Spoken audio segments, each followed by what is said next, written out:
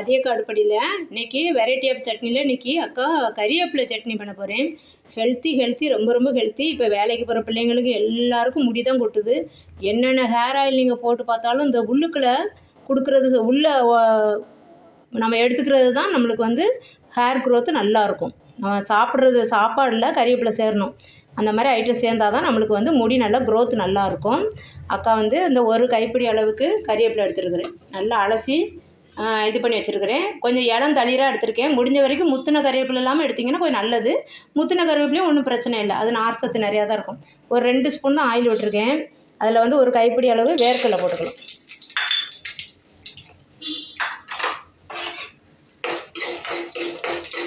அவ்வளோ சத்துப்பா.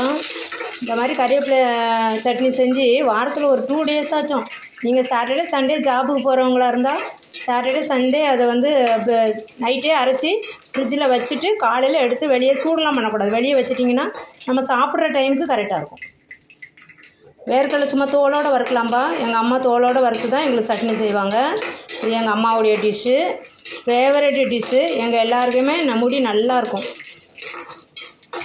இன்னும் கொஞ்சம் வறுக்கலாம். இப்போ போதும். வேர்க்கடலை வறுபட்டுருச்சு. இதில் வந்து அக்கா அந்த வேர்க்கடலைக்கு ஏற்ற மாதிரி ஒரு 5 காஞ்ச மிளகா போடுறேன். ஒரே ஒரு கைப்பிடி அளவு தேங்காய் கொஞ்சம் பெருசு பெருசாக கீத்து போட்டு வச்சுருக்கேன். ஒரு 10ன்னு வச்சுக்கோங்க, ஒரு 10 அளவு இருக்கும். அக்கா அந்த மாதிரி கீத்து போட்டு வச்சுருக்கிறேன். இது சால்ட்டு பாருங்கள், ஒரு 1/4 ஸ்பூன் தான் இருக்கும். கல் உப்பு. சீக்கிரமாக சால்ட்டு வந்து அது ரொம்ப சால்ட் ஆயிடுது. டாட்டா சால்ட்டு கல் உப்பில் டாட்டாவில் கல் உப்பு வருது, சீக்கிரமாக இதாகிடுது.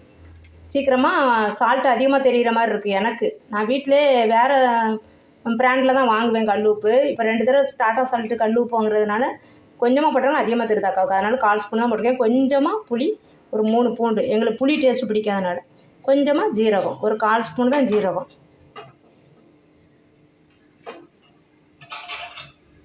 இப்போ இது ஒரு 2 பரட்டிக்கலாம். இப்போ நம்ம போட்ட காஞ்ச மிளகா வறுபட்டுருச்சு. இப்போ நம்ம கறிவேப்பிலையை லாஸ்ட்டாக தான் போடுறோம். லாஸ்ட்டாக போட்டு 2 பரட்டு தான் பரட்டணும். அது அந்த கறிவேப்பிலையுடைய அடுப்பை ஆஃப் பண்ணிவிட்டு பரட்டணும்.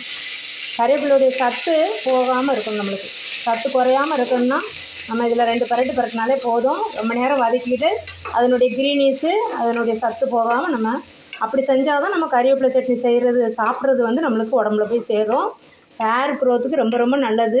இந்த பைல்ஸ் ப்ராப்ளம், இந்த மலச்சிக்கல், அப்புறமா குழந்தைங்களுக்கு இந்த லைட்டாக அந்த முடியெல்லாம் அப்படி கொட்டும். சின்ன பிள்ளைங்களுக்கு கூட முடியெல்லாம் கொட்டுது. நம்மளுக்கு தலையில் வந்து பொடுகு இருக்கிறதே நம்மளுக்கு ஹீட்டால் தான் பொடுகு இருக்கும். நம்ம இந்த மாதிரி சாப்பிட்றதுனால நம்மளுக்கு முடி நல்லா வளர்ச்சியாகும். இது அப்படியே ஆற வச்சிட்றேன். இது இப்போ அப்படி கொஞ்சம் ஆற விட்டுறலாம். அவ்வளோதான், ஆறிடுச்சு. அக்கா மிக்சியில் ஜாரில் போட்டுட்டேன். இப்போ வந்து நம்ம சட்னி பதத்துக்கு அரைச்சி எடுத்துப்போம். ஏற்கனவே சால்ட்டு போட்டிருக்கோம். நீங்கள் தண்ணி ஊற்றி அரைக்கும் போது உங்களுக்கு சால்ட்டு பத்தலைன்னா கொஞ்சம் சேர்த்துக்கோங்க. அக்கா வீட்டுக்கு கரெக்டாக இருக்கும்.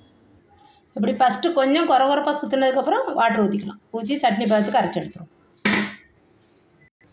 இந்த சட்னியை தாளிக்க மாட்டோம்பா. எங்கள் அம்மாலாம் தாளிக்க மாட்டாங்க. அப்படி இருந்து கூட ஹெல்த்தி போயிடும்னு நினைப்பாங்க. அதனால் தாளிக்க மாட்டோம்.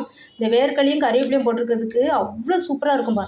நீங்கள் இதை உடனே செஞ்சு பார்த்துட்டு அக்கா கமெண்ட்டில் சொல்லுங்கள். ரொம்ப ரொம்ப ரொம்ப ஹெல்த்தி. குழந்தைங்களுக்கு, சுகர் பேஷண்ட்டுக்குலாம் இதில் அவ்வளோ நீங்கள் இன்னும் ஒரு அரை கைப்பிடி அளவு எக்ஸ்ட்ரா கூட சேர்த்துக்கலாம். கறிவேப்பிலை எவ்வளோ சேர்க்குறோமோ அவ்வளோ நல்லது. அது உங்களுக்கே தெரியும். நிறைய கறிவேப்பிலை, இந்த கறிவேப்பிலை சட்னி ரொம்ப ரொம்ப வாசனையாக டேஸ்ட்டாக இருக்கும். இந்த வேர்க்கடலை போட்டு செய்யும்போது அது டேஸ்ட்டே தனியாக இருக்கும். அப்படியே தான் எடுத்து வச்சு சாப்பிடணும். இது இன்னொரு தடவை தாளிக்கணும்னு அவசியம் இல்லை, ஆப்ஷன் தான். தாளிக்கணும்னா நீங்கள் தாளிச்சிக்கலாம். நாங்கள் அப்படியே எடுத்து வச்சு ரைஸில் போட்டு பரட்டி குழந்தைங்களுக்கு 1 உருண்டை 2 உருண்டை கொடுத்துருங்க.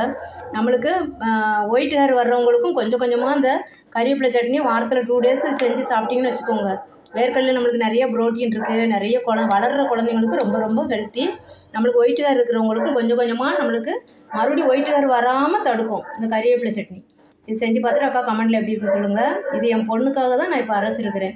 நான் வந்து தாளிக்காமலே அப்படியே ரைஸில் போட்டு பரட்டி கொடுத்துருவேன். அப்படி இல்லைன்னா இட்லியில் போட்டு பரட்டி இதில் கூட கொஞ்சம் நல்லெண்ணெய் ஊற்றி வச்சுட்டு சாப்பிட்லாம். கீ ஊற்றியும் சாப்பிட்லாம். ரொம்ப ரொம்ப டேஸ்டியாக இருக்கும். செஞ்சு பார்த்துட்டு அக்கா கமெண்ட்டில் எப்படி இருக்குன்னு சொல்லுங்கள். தேங்க்யூ. இது எங்கள் அம்மாவுடைய டிஷ்ஷு. அப்போலாம் எல்லாமே ஹெல்த்தியாக, எது ஹெல்த்தியோ அப்படி தான் பார்த்து நம்ம சாப்பிடுவோம். இப்போ பழையபடி நம்ம அந்த இதுக்கு தான் வர்றோம். என்னென்ன ஹெல்த்தியாக இருக்குன்னு தேடி கண்டுபிடிச்சி இப்போ சாப்பிட ஆரம்பிச்சிட்டோம். நீங்களே இதே மாதிரி செஞ்சு பாருங்கள். தேங்க்யூ.